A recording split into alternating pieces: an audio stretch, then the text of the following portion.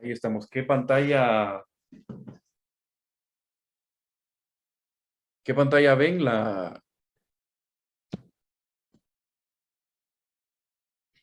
¿Me escuchan?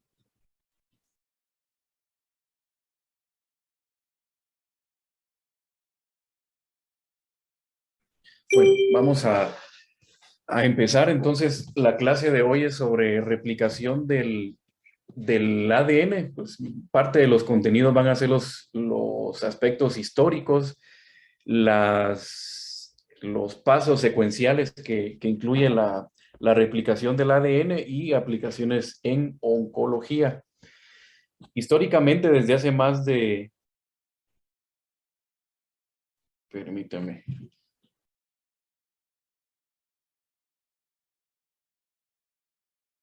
Voy a cambiar de pantalla.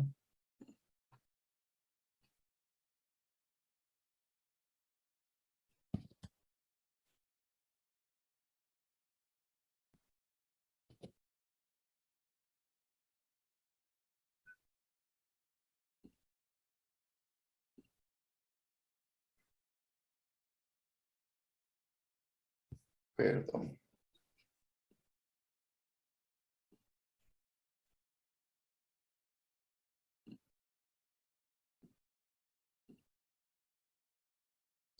Ahora sí ven mi pantalla completa.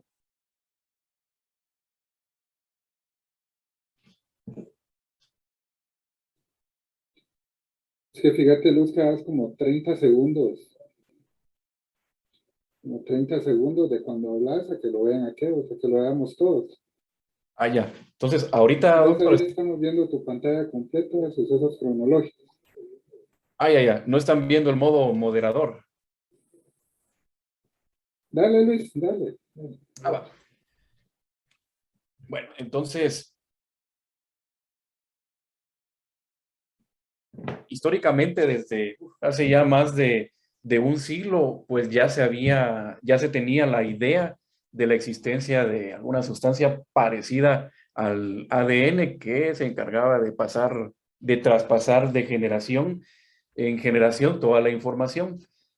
Entonces, para esquematizar en una forma cronológica todos los sucesos más importantes que nos llevaron al descubrimiento y entendimiento del ADN y la replicación, pues vamos a ponerlo eh,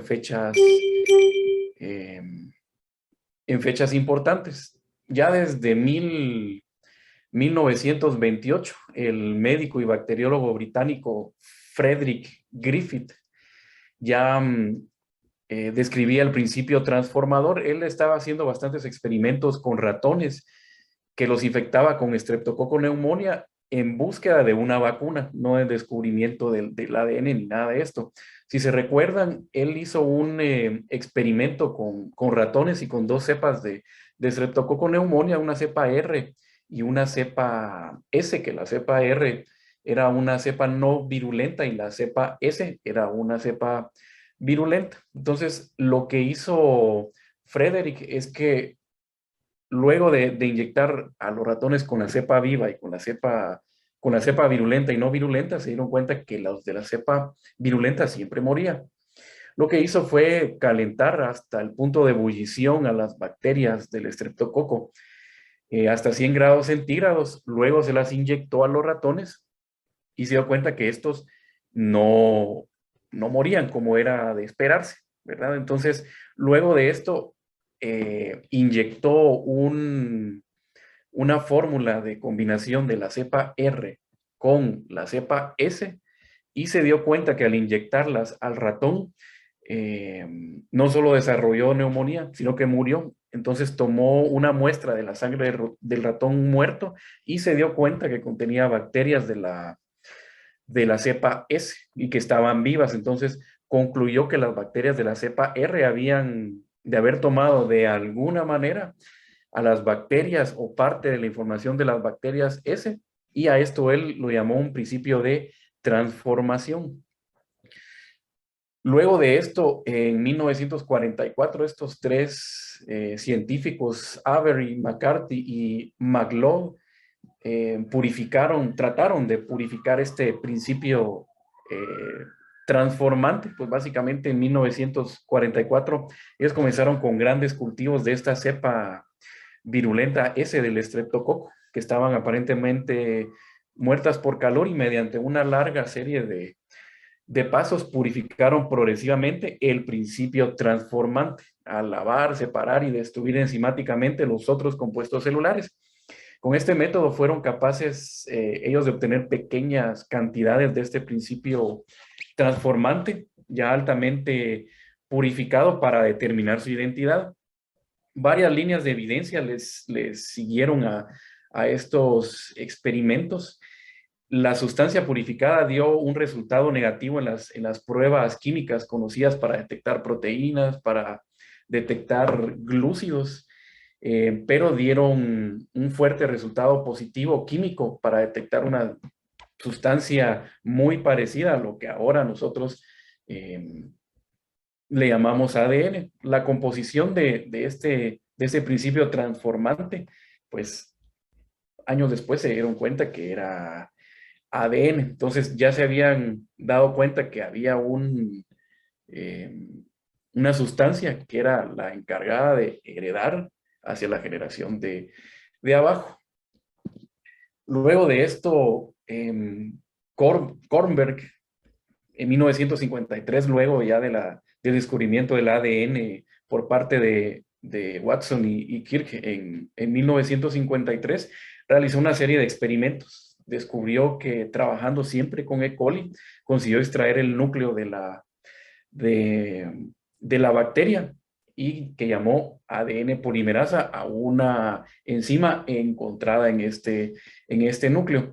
Básicamente la llamó así porque él observó que esta enzima lo que hacía era polimerizar o sintetizar ADN y de hecho sintetizó in vivo una cadena de ADN. Sin embargo, se dio cuenta que necesitaba de una hebra patrón para ir añadiendo el nucleótido complementario. Además que solo añadían nucleótidos de dirección de 5 a 3 primas, por lo que se dio cuenta que la nueva hebra sería complementaria y antiparalela, lo que ya eh, pues daba sostén a la teoría que habían propuesto Watson y Crick antiguamente. Entonces aquí podemos ver lo que él ya descubría, que la ADN polimerasa sintetizaba de 5 hacia 3. Luego de esto, en 1957, Mendelssohn y Stahl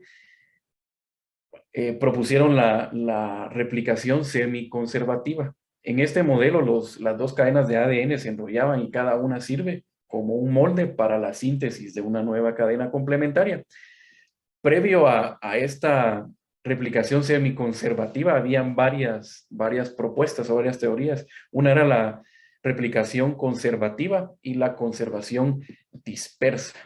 ¿Cómo hicieron ellos esto? Entonces, usaban ADN marcado con nitrógeno 15. Básicamente lo que hacían era que cada 15 minutos las bacterias se dividían. Entonces ellos comenzaban a separar el ADN por densidades y se dieron cuenta que conforme el tiempo pasaba y hacía las centrifugaciones, la densidad del nitrógeno 15 cambiaba y cambiaba la que diríamos, la consistencia de carbono, de nitrógeno 14 y nitrógeno 15. Entonces, ellos de esta manera fueron descartando que la replicación hubiese sido conservativa, porque el porcentaje variaba de nitrógeno 14 desde el 100, del nitrógeno 15, perdón, desde el 100% hasta aproximadamente un 10%. Entonces, con ese experimento, ellos se dieron cuenta que la replicación del ADN era de manera semiconservativa. Luego de esto, ya en 1963, Cairns y sus colaboradores, siempre en E. coli, en medio de un cultivo marcado con timina, con tritio radiactivo, se depuró una técnica en la cual pues, se podía obtener ADN intacto e hizo crecer a la bacteria en un medio altamente rico con tritio y esperaba que se replicaran. rompía la célula, obtenía intacto el ADN y veía cómo se había detenido en el momento de la replicación.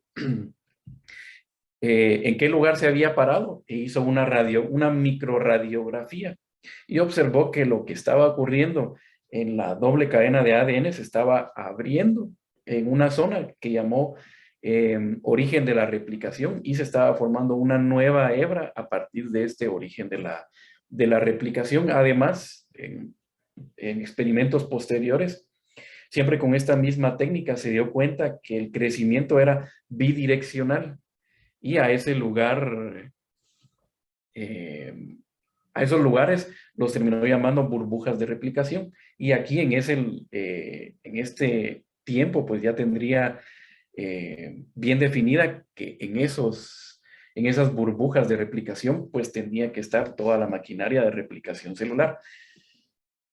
Que aquí podemos ver una esquematizado cómo son las burbujas de replicación que son bidireccionales. Luego de eso, en 1968, los esposos de apellido Okazaki descubrieron que siempre en el E. coli marcado con tritio, en la burbuja de replicación había una hebra retardada que no se replicaba a la misma velocidad que la hebra conductora. Entonces a ellos la llamaron hebra discontinua. También descubren que hay unos fragmentos de ADN de aproximadamente 1000 a 2000 nucleótidos, donde la hebra crecía en sentido antiparalelo, o sea, de 3 a 5. Lo que vieron fueron lo que posteriormente ellos denominaron como fragmentos de Okazaki que se formaban aparentemente en sentido antiparalelo, pero que posteriormente se dieron cuenta que se formaban de 5 a 3 y que se formaban de 5 a 3. Posteriormente los llamaron fragmentos de Okazaki que siempre se forman sobre la hebra discontinua.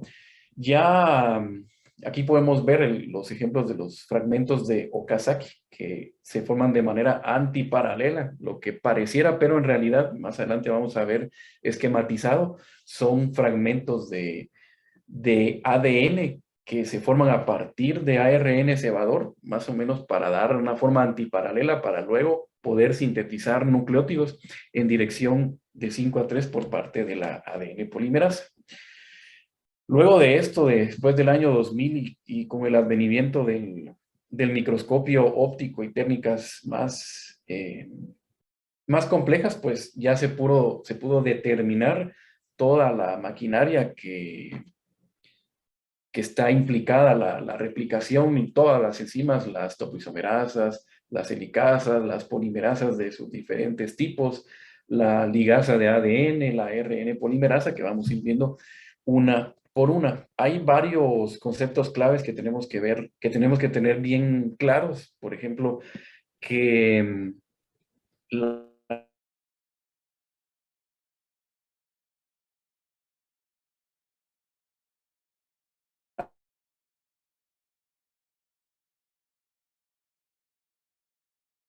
Okazaki, que son los que hacen que la replicación de la hebra rezagada pueda hacerse en dirección de 5 a 3. ¿Qué quiere decir la replicación semiconservativa? La replicación en el ADN es semiconservativa, lo que significa que cada cadena de la doble hélice de ADN funciona como un molde para la síntesis de una nueva cadena complementaria. Este proceso nos lleva a una molécula de inicio de dos moléculas hijas en las que cada nueva hélice contiene una cadena nueva de ADN. Pues acá podemos ver el ejemplo. Están una doble hebra y cada una crea dos hebras nuevas que resultan en dos nuevas dobles cadenas de ADN. Para fines pedagógicos vamos a dividir en varias fases la replicación, aunque estas fases en realidad no son consecutivas ni son ordenadas porque pueden haber miles y miles de burbujas de replicación al mismo tiempo en distintos lugares del ADN y en cada uno de los cromosomas. Entonces, para hacerlo de una manera más esquemática, lo vamos a ir en varias fases.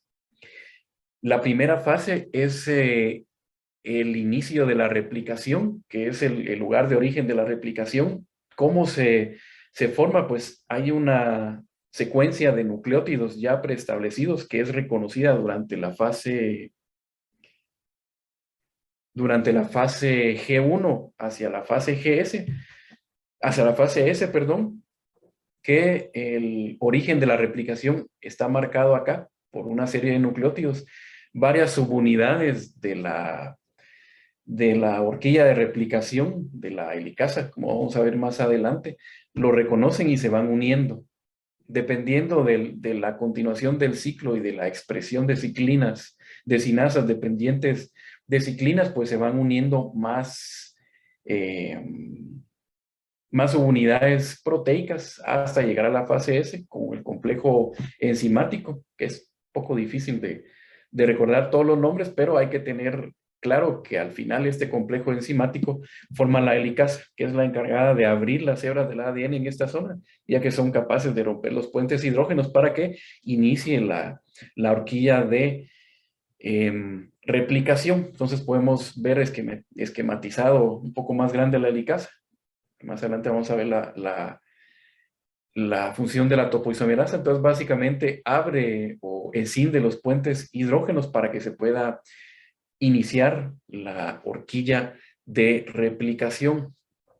Luego de esto lo dividimos en burbuja de replicación, que podemos ver aquí esquematizado un ADN circular donde se están formando una burbuja de replicación con sus dos extremos, cada uno con su horquilla de replicación. Entonces, en los dos extremos cortan las helicasas y delimitan las horquillas de replicación. Ahora bien, estas hebras necesitan de una proteína estabilizadora para mantenerse eh, abiertas, que se llaman SSB, que por sus siglas en inglés, en español significan proteínas estabilizadoras, que en las inmediaciones de las horquillas de replicación se colocan, ¿verdad? Entonces, otro de las proteínas, bueno, de las enzimas bastante importantes es que en los extremos de las horquillas de replicación puede ocurrir algo que se llama superenrollamiento del ADN. Ese superenrollamiento puede causar roturas o detenciones en la replicación. Para esto hay una enzima, que es esta la que tenemos acá, que es la topoisomerasa, que básicamente hace una rotura controlada del ADN. En los procariotas, perdón, se llama ADN girasa, y en los eucariotas topoisomerasa, que hay varios tipos de topoisomerasa. Nosotros tenemos, las más importantes son topoisomerasa 1 y 2, que básicamente eh, cortan la doble hebra o cortan solo una hebra. Es la diferencia entre una y dos. Bueno, ahora la fase donde están implicadas las ARN y ADN polimerasas. Acá del lado izquierdo podemos ver que en el extremo de 3 a 5 ocurre algo que se llama primer o cebación, que ocurre por parte de una enzima que se llama primasa o ARN polimerasa, que son sinónimos. Entonces, recordemos que en la hebra rezagada, que en esta figura se esquematiza como la hebra superior, la dirección de replicación únicamente puede ser de 3 a 5, pero la dirección de esta hebra rezagada va de 5 a 3, o sea que la replicación sería de 3 a 5, que no puede ser posible por parte de las polimerasas de ADN. Entonces acá es donde entra en función la primasa o la ARN polimerasa, que sin necesidad de usar sitios cebadores reconoce los nucleótidos y coloca nucleótidos de ARN, o sea, ribonucleicos sin el desoxirribonucleicos, o sea que aquí sí contiene oxígeno. Entonces, del lado derecho podemos ver esquematizado los primers de RNA que coloca acá, de 3 a 5 para hacer posible que la replicación sea de 3 a 5. y posteriormente se forman los fragmentos de Okazaki, que en un momento los vamos a ver. Entonces, la helicasa corta y en la hebra rezagada, la ARN polimerasa se encarga de poner cebadores de ARN para que posteriormente una polimerasa vaya formando la hebra de ADN sobre la cadena rezagada. Ahora bien, sobre la cadena rezagada participa una polimerasa que se llama polimerasa 3, que es la encargada de reconocer el final del fragmento cebador, y sobre el final del fragmento cebador, siempre en dirección 5' a 3', comienza a sintetizar ADN. Entonces podemos ver que está el cebador, sintetiza y para en el primer nucleótido, el segundo cebador, y así sucesivamente. Entonces, acá es donde se forman los fragmentos de Okazaki, que incluyen el cebador con los nucleótidos de ARN, junto con el ADN nuevo sintetizado por la polimerasa 2. Luego de esto, ¿qué es lo que ocurre? Que siempre sobre la hebra retrasada, la ADN polimerasa 1 es la encargada de reconocer este cebador de ARN. Lo reconoce, escinde los nucleótidos de ARN y coloca los nucleótidos de ADN. Entonces ya queda casi completa la hebra rezagada. El tercer paso a este nivel es realizado por una ligasa que lo que es encargado es de hacer los enlaces fosfodiéster entre las bases y ya quedaría completamente formada la hebra hija sobre la hebra rezagada de la replicación. Entonces, recapitulando, en eucariotas, pues básicamente la replicación es la misma, todo lo anterior fue esquematizado en procariotas, pero en eucariotas la única diferencia es que está asociado a histonas y que previo a toda esta maquinaria de replicación se tiene que desarrollar de las histonas. También la diferencia es que tiene múltiples orígenes de replicación sobre toda la hebra de ADN y al mismo tiempo sobre todo el cromosoma que se esté replicando, se van formando múltiples orígenes de replicación que pueden ser miles y se llaman replicones en como su nombre los indica, ¿verdad?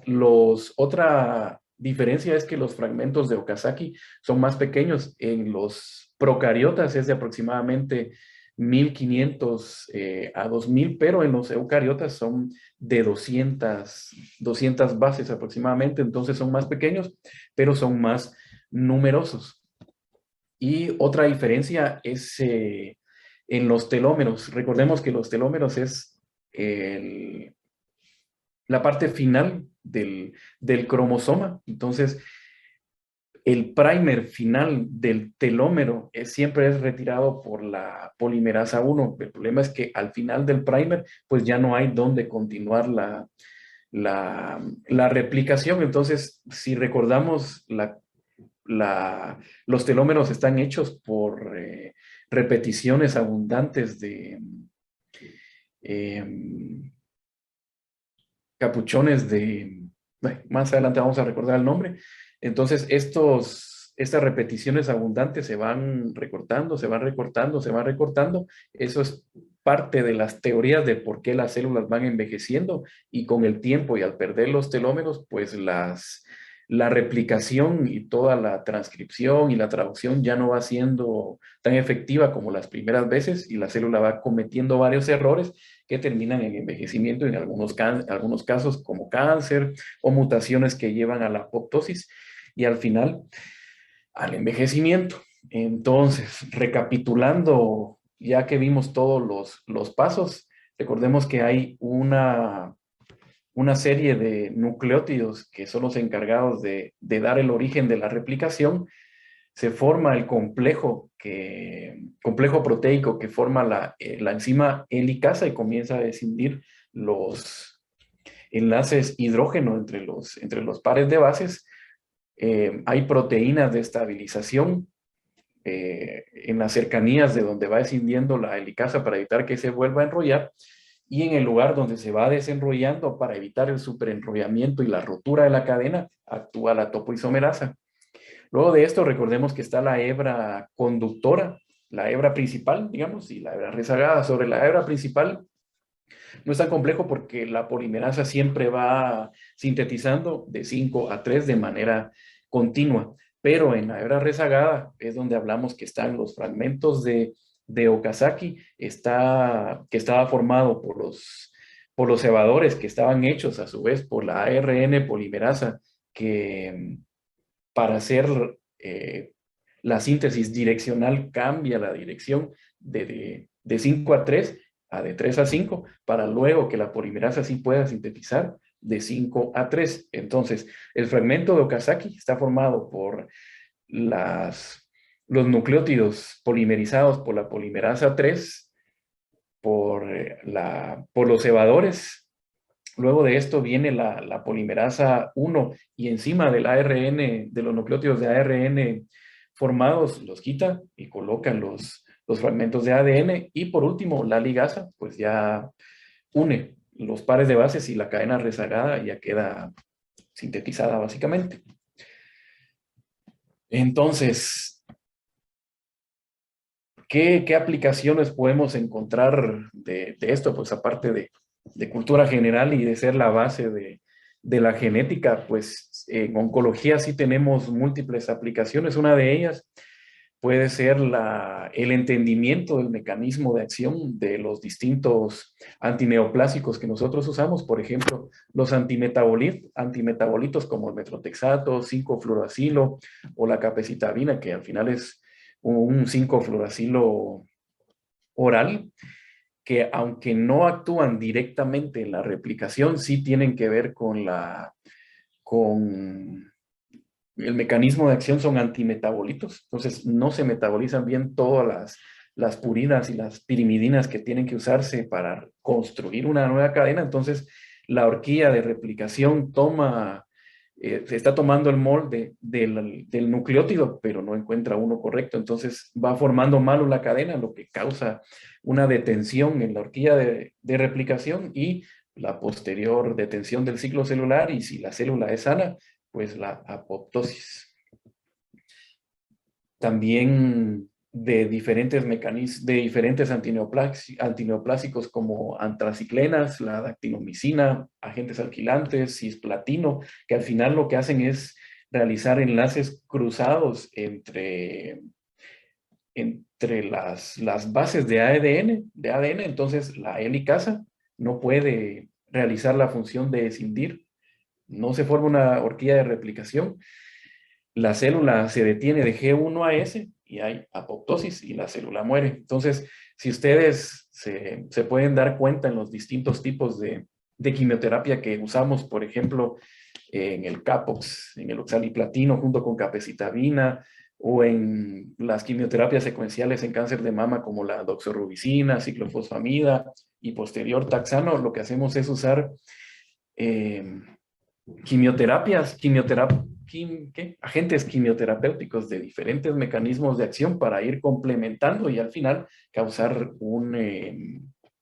una disrupción, en este caso que puede ser de la replicación o la posterior transcripción o en la migración de cromosomas, pero que al final se terminan en la destrucción de la célula y posterior apoptosis.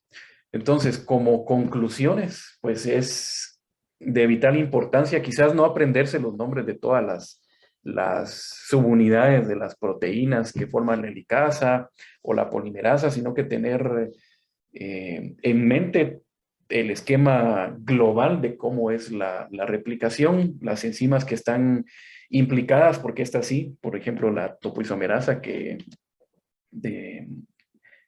por ejemplo, el topotecan, que va directamente hacia la topoisomerasa 2, y las aplicaciones en oncología, que básicamente es entender los mecanismos de acción y qué antineoplásicos trabajan a qué nivel en cada ciclo celular, o en este caso en la replicación. únicamente. No sé si tienen preguntas.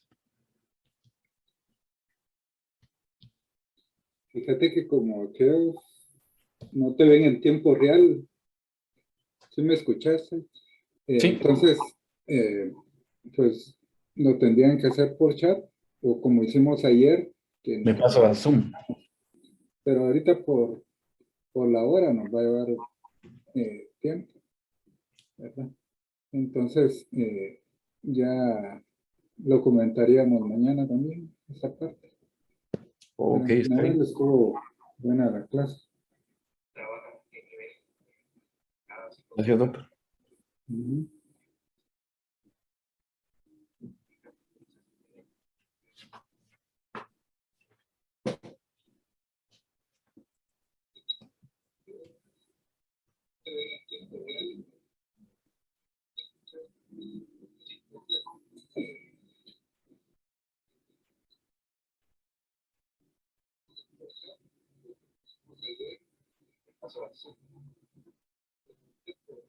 Dejo de compartir. Sí, Luis, ya nos veríamos mañana. Ok, está bien. Entonces la clase de hoy la comentamos mañana, pero Ok, en general estuvo bien. gracias.